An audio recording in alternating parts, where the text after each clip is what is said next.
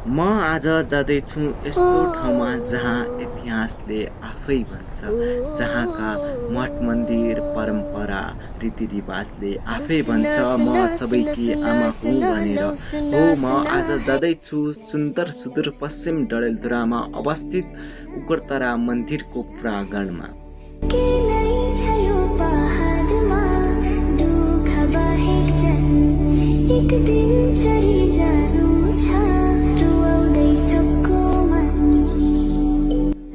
अब प्रवेशद्वारतिर जाउँ है।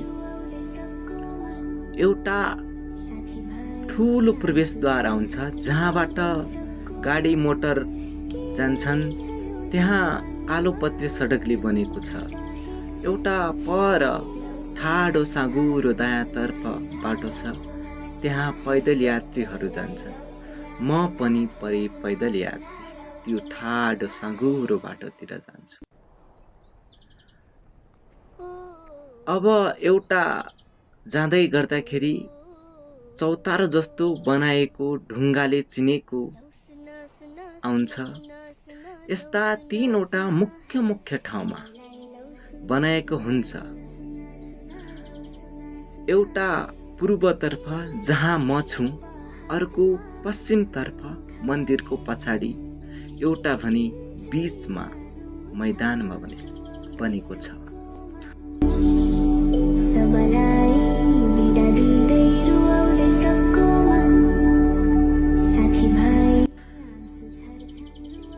आज सदा जस्तै भक्तजनहरू पनि धेरैको मात्रामा आएको देखिन्छ। कोही भने चौतारोनिर सेलमा बसेका छन्, कोही भने तल फिल्डमा बसेका छन्, कोही भने त्यसैमध्ये एउटा दाइ कसैको पर्खाइमा गीत सुन्दै बसिरहेका छन्।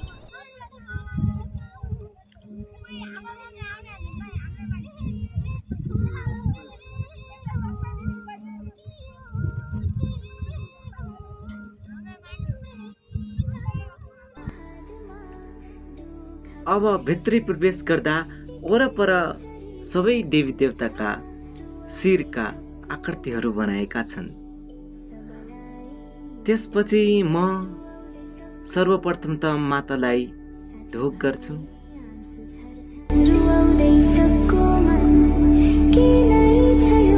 त्यसपछि अर्कोतिर एउटा राधा कृष्णको आकृति बनाएको छ।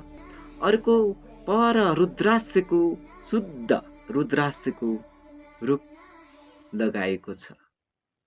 त्यसपछि सबै म्युजिक राखेर भिडियो बनाएको छु। त्यसपछि हेर्नुहोला।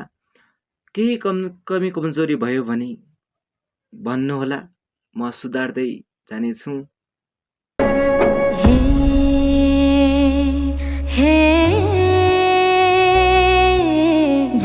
जंगल में कसौटा दंगल में एक तूफान एक गर्जन मिले तो धरती हिले।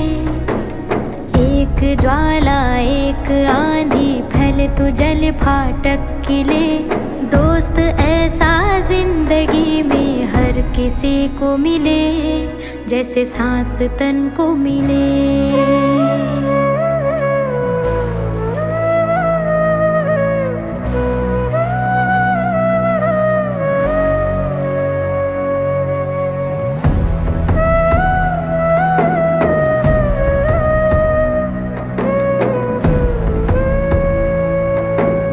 Subscribe